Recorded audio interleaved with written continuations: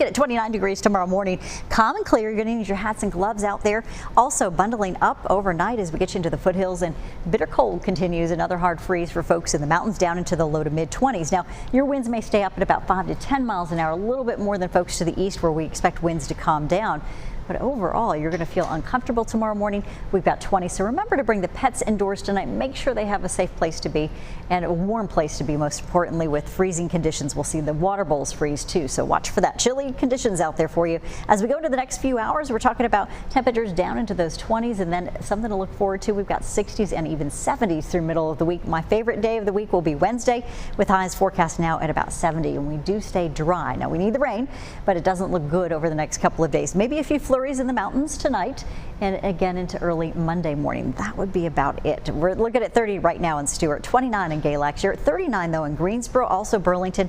These are spots where our winds have already backed off, and so that's important. Tomorrow, your forecast wind chill are going to keep you feeling like the 20s for a good part of the morning hours, and of course you're in the 20s for morning lows. But you notice that the winds are going to pick up through middle of the afternoon and become gusty later in the day. So even though we're forecasting 40s, even upper 40s, you may feel 10 degrees cooler than that for the Blue Ridge Parkway zones. If you are traveling, doing a little bit of hiking tomorrow, make sure you're prepared and have lots of layers. You've got temperatures in the 40s, feeling like the 40s, even though we're reading the 50s in the foothills and Triad, unfortunately. Here come the winds. You can see 10 to 15 miles an hour, become 20 miles an hour through part of the afternoon hours. Then they back off a little bit, but come up on Monday. So we've got that cold front sweeping in. It'll help to bring in maybe a few flurries, mainly over West Virginia as we go into Virginia and the southwestern corners there. Maybe Abingdon seeing a few flurries. And if we're lucky, maybe on the high slopes on the western edges there as we get you toward Beach Mountain area. 18-mile-an-hour gusts as we get you through Monday afternoon and evening time. We start to see it back off, so that's a good thing that we're looking forward to. 60 degrees in Greensboro, 59 Winston-Salem for those highs today. That was right about 2 o'clock, and the winds continue to pick up. We had more of a west-southwesterly component, so that west wind did help to warm you to the east.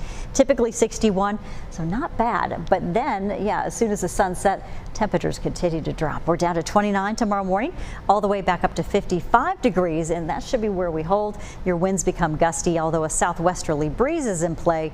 We just have a new cooler air mass, so we've had a couple of fronts already, another series of fronts through early Monday to keep that reinforcing shot of cold air. 26 degrees in the foothills tomorrow morning. We're breezy, gusts at times to 20, not quite as gusty as folks may be across parts of the mountains, but we're still looking at a rather brisk day there. Windy weather for folks in the mountains really developing through late afternoon, and gusts to 20 to 25 with frigid morning conditions. You'll only reach near 47, feeling like the 30s though. Here you go with that hour-by-hour forecast. You can see a sunny day on tap. Here come the clouds, maybe a few lingering through early evening. If we get anything on the ground for snow flurries, it'll be on the western slopes, and then we look to stay dry east of the mountains. By Thursday into Friday, maybe we'll get a few scattered showers, but even then, the rainfall totals may be pretty light out there. And we have a full moon to look forward to later in the week, and even a partial lunar eclipse, which we'll be talking about later on in the week. 55 on your Sunday, 51 on Monday, and mid 60s to low 70s on Wednesday.